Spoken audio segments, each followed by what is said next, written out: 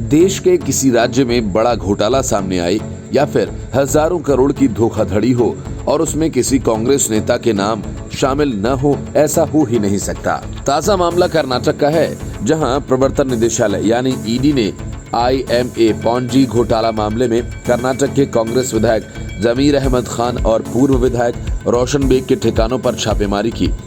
बेंगलुरु में ईडी की टीम सुबह से ही कई जगहों पर लगातार तलाशी कर रही है।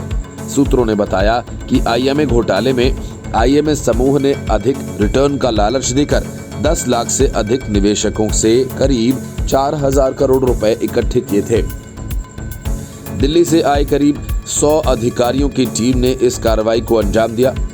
शिवाजी नगर में रोशन बेग के 2 आवासों और खान के चामराजपेट आवास पर तलाशी ली गई। इसके अलावा मुंबई में भी कुछ जगहों पर छापे मारे गए हैं। दरअसल CBI ने 27 अप्रैल को IMA पॉन्जी घोटाला मामले में कर्नाटक के पूर्व मंत्री रोशन बेग के खिलाफ पूरक आरोप पत्र दायर किया था। बेग 2014 से 2018 तक कांग्रेस के नेतृत्व वाली राज्य सरकार में शहर विकास मंत्री थे। CBI ने अपनी चार्जशीट में IMA ग्रुप के तत्कालीन MD मोहम्मद मंसूर खान की कंपनी और रोशन बेग की कंपनी दानिश पब्लिकेशन समेत अन्य को नामजद किया। रोशन बेग पर आरोप है कि उन्होंने चुनावी खर्च के लिए IMA के फंड से कई करोड़ रुपए लिए थे। CBI के आरोप पत्र के मुताबिक आरोपी ने उस राशि का इस्तेमाल प्रतिदिन के खर्च और कर्मचारियों का वेतन देने के लिए किया था और इसके अलावा पूर्व मंत्री ने अपनी पब्लिसिटी के लिए अपने निर्वाचन क्षेत्र में उसी पैसे से कई सामाजिक और सांस्कृतिक कार्यक्रम भी किए थे। मंसूर खान ने आरोप लगाया था कि बेग ने उससे 400 करोड़ रुपए लिए थे। रोशन बेग को इस मामले में गिरफ्तार भी किया गया था और वो फिलहाल जमानत पर है। IMA मोहम्मद मंसूर खान द्वारा संचालित एक इस्लामिक बैंक था। उसमें उसने निवेशकों को 14 से 18% के भारी भरकम रिटर्न का लालच दिया था, जिससे बड़ी संख्या में मुस्लिमों ने निवेश भी किया था। लेकिन जब मार्च 2019 में बैंक ने निवेशकों को रिटर्न देना बंद कर दिया तो उन्होंने इसकी शिकायत पुलिस में की। इसके बाद जून 2019 में कर्नाटक सरकार ने निवेशकों द्वारा दर्ज की गई 51,500 से अधिक शिकायतों की जांच के लिए एक SIT का गठन किया। Bureau report, News of India. Paschim Bangal दूसरा ऐसा राज्य है जिसके पास सबसे ज्यादा वैक्सीन का स्टॉक है। बावजूद इसके ममता बनर्जी PM मोदी को पत्र लिखकर बंगाल के साथ भेदभाव करने का आरोप लगा रही हैं और ये कह रही हैं कि अगर राज्य में कोविड के कारण हालात बिगड़े तो उसकी जिम्मेदारी केंद्र सरकार की होगी। इतना ही नहीं, बंगाल में राजस्थान की तरह 9 लाख वैक्सीन की शीशियां बर्बाद कर दी गई हैं, जिसकी जिम्मेदारी किसी पर तय नहीं की गई। जिम्मेदारी तय करना तो दूर, पूरे मामले की जांच तक नहीं कराई गई। बीजेपी नेता शुवेंदु अधिकारी ने कहा कि ममता बनर्जी की गलत नीतियों की वजह से राज्य में टीकाकरण की रफ्तार धीमी बढ़ गई है और जिन्हें टीका दिया जा रहा है उसमें भी पक्षपात हो रहा है। ममता बनर्जी ने प्रधानमंत्री मोदी को चिट्ठी लिखकर आरोप लगाया कि केंद्र बंगाल के साथ वैक्सीन की सप्लाई को लेकर भेदभाव कर रहा है। ममता बनर्जी ने प्रधानमंत्री मोदी को जो चिट्ठी लिखी है उसमें ये कहा गया है कि केंद्र भारतीय जनता पार्टी के शासन वाले राज्यों को ज्यादा वैक्सीन की सप्लाई कर रहा है, जबकि बंगाल के साथ भेदभाव किया जा रहा है। लेकिन हकीकत ये है कि पश्चिम बंगाल में मौजूदा समय में लगभग 52 लाख वैक्सीन डोज पड़ी हुई हैं, जो देश के किसी भी राज्य में दूसरा सबसे ज्यादा स्टॉक है। केंद्र सरकार के सूत्रों के अनुसार फिलहाल महाराष्ट्र के पास सबसे ज्यादा वैक्सीन का स्टॉक है और वह भी गैर बीजेपी शासित राज्य है। ममता बनर्जी ने प्रधानमंत्री मोदी को जो चिट्ठी लिखी उसमें यह कहा गया है कि पश्चिम बंगाल में फिलहाल रोजाना लगभग 4 लाख वैक्सीन डोज लगाई जा रही हैं और राज्य में रोजाना 11 लाख डोज लगाने की क्षमता है, लेकिन कम सप्लाई की वजह से ऐसा नहीं हो पा रहा। ममता बनर्जी ने आरोप लगाया कि केंद्र सरकार उत्तर प्रदेश, गुजरात और कर्नाटक जैसे बीजेपी शासित राज्यों को ज्यादा वैक्सीन की सप्लाई कर रही है। ममता बनर्जी ने कहा कि राज्य में फिलहाल 3 करोड़ 8 लाख लोगों को वैक्सीन दी जा चुकी है, जिसमें 2 करोड़ 20 लाख को पहली खुराक मिली है और 88 लाख 93 हजार लोगों को दोनों खुराक दी जा चुकी हैं। ममता बनर्जी ने कहा कि केंद्र की तरफ से राज्य को अभी तक सिर्फ 2,68,00,000 वैक्सीन डोज की सप्लाई की गई है। प्रधानमंत्री मोदी को लिखे पत्र में ममता बनर्जी ने ये भी कहा कि पश्चिम बंगाल में विधानसभा चुनाव लंबा खींचने की वजह से अप्रैल और मई के दौरान संक्रमण की दर बढ़कर 33% हो गई थी, लेकिन राज्य सरकार के प्रयासों की वजह से संक्रमण कम हुआ है और अब संक्रमण की दर सिर्फ 1.57% रह गई है। ममता बनर्जी ने कहा कि पश्चिम बंगाल को अपने नागरिकों को मौजूदा समय में 14 करोड़ वैक्सीन डोज की जरूरत है। पश्चिम बंगाल की मुख्यमंत्री ममता बनर्जी ने प्रधानमंत्री नरेंद्र मोदी को पत्र लिखकर आशंका जताई कि अगर राज्य में टीकों की आपूर्ति नहीं बढ़ाई गई तो कोविड की स्थिति गंभीर रूप ले सकती है। उन्होंने आरोप लगाया कि राज्य की आबादी घनत्व बहुत अधिक होने के बावजूद उसे टीकों की बहुत कम खुराकें मिल रही हैं और प्रधानमंत्री से टीकों की आपूर्ति बढ़ाने की अपील की। वहीं राज्य सरकार को आड़े हाथ लेते हुए बीजेपी नेता शुवेंदु अधिकारी ने ममता बनर्जी सरकार की नीतियों को पक्षपातपूर्ण करार दिया। उन्होंने कहा कि राज्य सरकार की नीतियों के चलते बंगाल की जनता कोविड-19 का टीका नहीं लगवा पा रही है और परेशान है। अधिकारी ने दावा किया कि केंद्र द्वारा भेजी गई टीके की कम से कम 9 लाख शीशियां बर्बाद कर दी गईं। शुवेंदु अधिकारी ने एक बैठक में बीजेपी के स्वास्थ्य स्वयंसेवकों से कहा कि अपने पुराने दावों से पूरी तरह से पलटी मारते हुए सीएम ने अपना रुख बदल लिया है और अब अपने राज्य में टीकाकरण की धीमी रफ्तार का ठीकरा केंद्र सरकार पर फोड़ रही है। अधिकारी ने आरोप लगाया कि तृणमूल कांग्रेस सरकार ने टीके की कुछ लाख शीशियां खरीदी हैं, जबकि अन्य राज्यों ने इस मोर्चे पर अच्छा काम किया है। Bureau report, News of India. सियासत में धोखा देना किसे कहते हैं, ये कोई कैप्टन अमरिंदर सिंह से पूछ सकता है। प्रशांत किशोर ने ऐन मौके पर कैप्टन अमरिंदर सिंह को बड़ा झटका दे दिया। ये इसलिए भी ज्यादा मायने रखता है कि जब कांग्रेस से प्रशांत किशोर अपना नाता तोड़कर अलग हुए थे, तब कैप्टन ने ही उनको पंजाब विधानसभा चुनाव का काम दिया था। पीके ने इसके बाद मेहनत भी की और सत्ता कैप्टन अमरिंदर सिंह के हाथ लगी। 2022 को लेकर मुख्यमंत्री पीके पर बहुत भरोसा कर रहे थे। कैप्टन ने 2022 के विधानसभा चुनाव को देखते हुए पीके को 1 मार्च को अपना प्रधान सलाहकार नियुक्त करके कैबिनेट रैंक का दर्जा दिया। पश्चिम बंगाल के विधानसभा चुनाव परिणाम आने के बाद से ही पीके को लेकर पंजाब में संशय बना हुआ था, क्योंकि पीके ने किसी भी राजनीतिक पार्टी की रणनीति बनाने से इनकार कर दिया था। पीके का इस्तीफा इसलिए भी कैप्टन के लिए झटका माना जा रहा है क्योंकि पंजाब में पहले से ही कांग्रेस की राजनीति कैप्टन और नवजोत सिंह सिद्धू के बीच बढ़ती हुई नजर आ रही है। सिद्धू को कैप्टन की सहमति के बिना ही कांग्रेस ने प्रदेश की कमान सौंप दी थी। अहम पहलू ये भी है कि पीके कैप्टन और सिद्धू के बीच में कड़ी भी है, क्योंकि सिद्धू को कांग्रेस में लाने के लिए पीके ने महत्वपूर्ण भूमिका अदा की थी, जबकि पीके कैप्टन के प्रधान रणनीतिकार भी थे।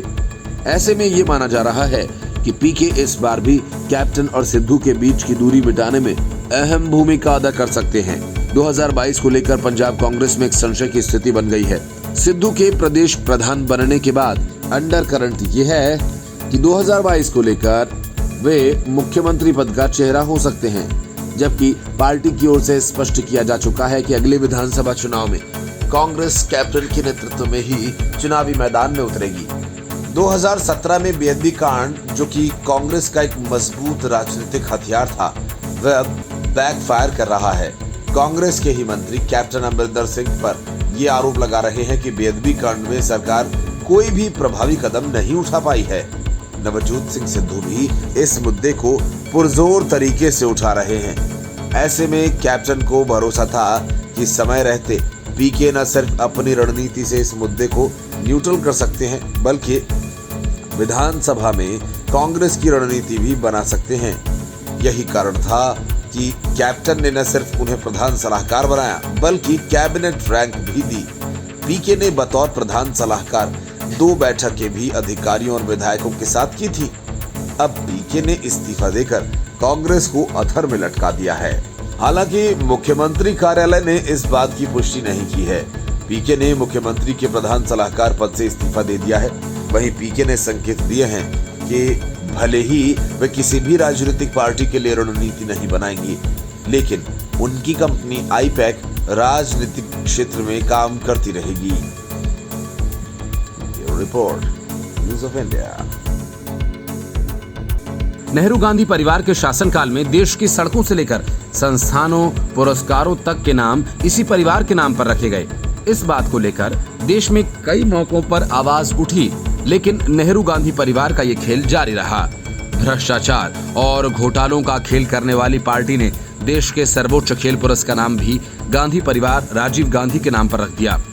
लेकिन मौका भी और दस्तूर भी है, इसलिए 4 दशक बाद भारत ने जब ओलंपिक में हॉकी में पदक जीता और महिला हॉकी टीम अब तक सबसे शानदार प्रदर्शन कर चुकी है, इस मौके को यादगार बनाते हुए पीएम मोदी ने राजीव गांधी खेल रत्न पुरस्कार का नाम बदलकर मेजर ध्यानचंद खेल रत्न पुरस्कार कर दिया। मतलब खेल रत्न पुरस्कार अब मेजर ध्यानचंद के नाम पर दिया जाएगा।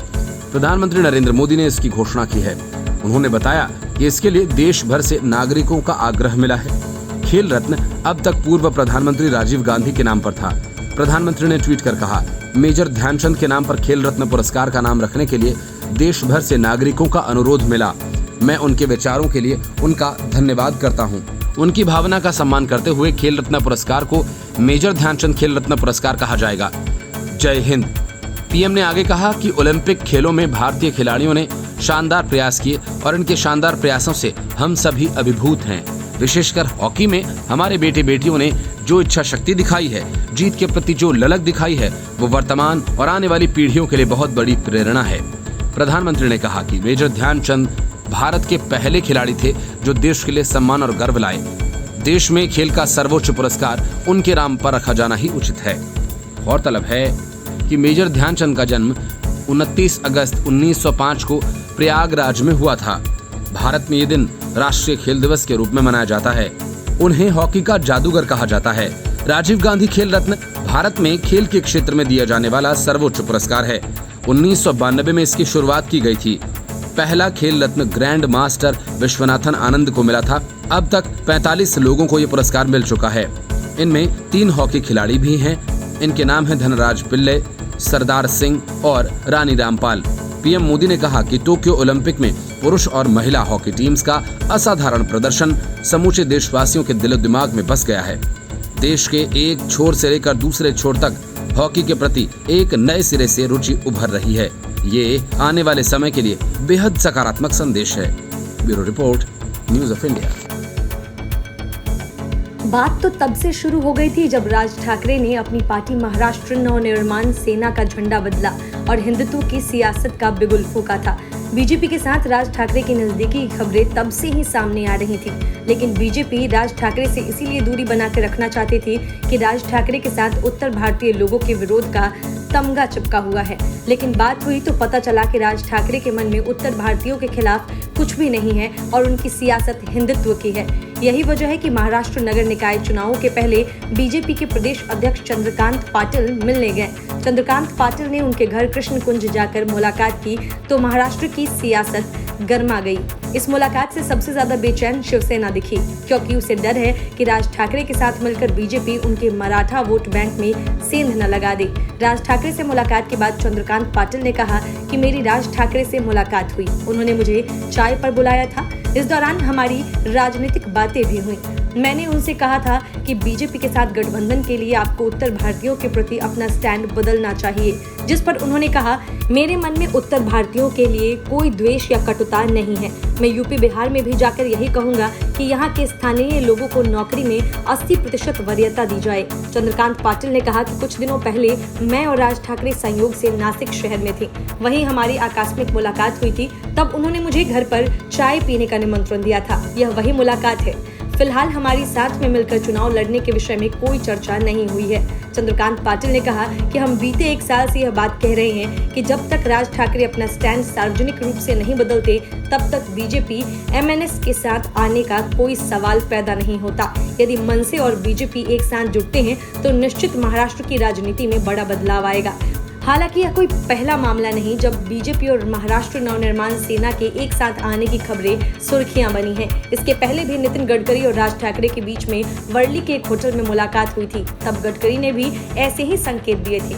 महाराष्ट्र बीजेपी इन दिनों शिवसेना का तोड़ ढूंढने में जुटी हुई है। राज ठाकरे को अपने साथ मिलाकर बीजेपी शिवसेना को जाने वाली मराठी वोट को बांटने के फिराक में है। शिवसेना के साथ बढ़ती दूरियों को देखते हुए बीजेपी के लिए महाराष्ट्र में मनसे जैसी पार्टियों का सपोर्ट काफी फायदेमंद साबित हो सकता है, लेकिन मनसे को साथ लेने से बीजेपी के उत्तर भारतीय मतदाता बिदक सकते हैं। वहीं राज ठाकरे की साख खोती पार्टी को बीजेपी के साथ जुड़ने पर कुछ लाभ जरूर मिल सकता है। Bureau report, News of India.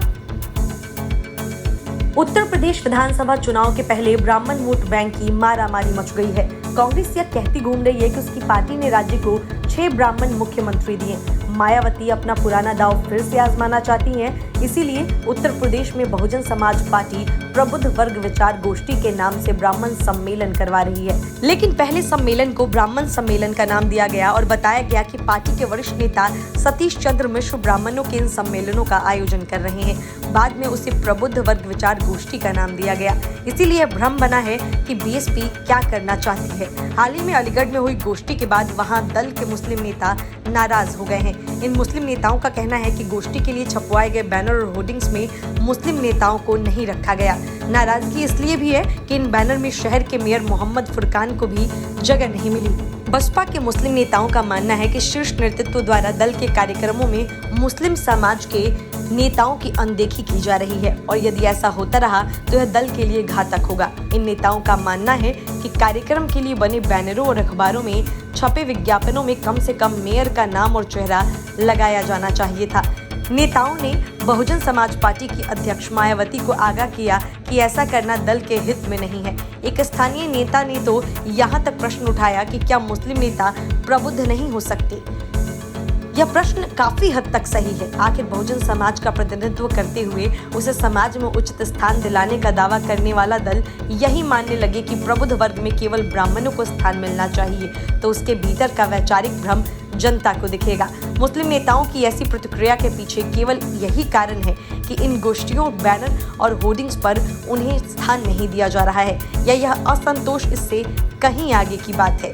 Uttar प्रदेश में बसपा की ओर से ब्राह्मणों को खुश रखने और साथ लेकर चलने की कोशिश बहुत समय के अंतराल के बाद ही सही एक बार फिर से आरंभ हो गई है। सतीश चंद्र मिश्र को आगे रखकर दल अलग अलग तरीके से ब्राह्मणों के साथ संवाद स्थापित करने की कोशिश में जुट गया है। अपने इस प्रयास के बावजूद दल की यह समस्या है कि वह किसी भी मंच पर ब्राह्मणों के साथ अल्पसंख्यक समुदाय के लोगों को रखने का खतरा मोल नहीं ले सकता। यही वह कारण है कि प्रबुद्ध वर्ग विचार गोष्ठी में मंच पर मुस्लिम नेताओं को जगह नहीं मिल रही है। इस विषय पर दल के वरिष्ठ मुस्लिम नेता तो चुप रह सकते हैं, पर कम अनुभवी और स्थानीय नेताओं को बोलने से रोक पाना चुनौती होगी। बहुजन समाज पार्टी एक बार पहले भी ब्राह्मणों को सफलतापूर्वक अपने साथ लाने में कामयाब हुई थी। उसी सफलता को फिर से दोहराने की तैयारी बीएसपी एक बार फिर से करना चाहती है, लेकिन प्रश्न यह है कि ऐसा करना उसके लिए कितना आसान या मुश्किल होगा। प्रदेश के ब्राह्मण इससे पहले जब दल के पक्ष में थे तब और आज की राजनीति में बड़ा अंतर है। तब से अब तक प्रदेश की राजनीति में जातिगत समीकरणों में काफी उथल पुथल हुई है। 2014 के लोकसभा चुनाव के बाद 2017 के विधानसभा चुनाव में यह देखा जा चुका है। वैसे भी जब बसपा की सरकार थी उस समय ब्राह्मणों को कुछ खास नहीं मिला था। उल्टा तत्कालीन प्रशासन का रवैया ब्राह्मणों के लिए कुछ सुखद नहीं रहा था। ऐसे में प्रश्न यह है कि इस बार ब्राह्मण बसपा के पक्ष में खड़े होने के लिए कितने उत्सुक होंगे। प्रश्न यह भी है कि उसी सफलता को दोहराने की कोशिशों के दौरान दल के लिए अपने मुस्लिम वोट की रक्षा कर पाना संभव हो सकेगा। यह प्रश्न इसलिए भी है क्योंकि हाल ही में संपन्न हुए अलग अलग चुनावों में मुस्लिम वोट के पैटर्न में बड़ा बदलाव आया है। यह माने जाने लगा है कि मुस्लिम अपना वोट उसी दल को देंगे जो भाजपा को हराने की क्षमता रखता हो। उत्तर प्रदेश में भी मुस्लिम वोट बैंक यदि उस दल के साथ रहेगा जो भाजपा को हराने की क्षमता रखता हो, तो बहुजन समाज पार्टी का मुस्लिम मतदाता क्या उसके साथ ही रहेगा? यह प्रश्न तब और महत्वपूर्ण हो जाता है जब ब्राह्मणों को साथ लेकर चलने के प्रयास में बसपा अभी से मुस्लिम नेताओं को नाराज करने का जोखिम उठा रहा है। Bureau report, News of India.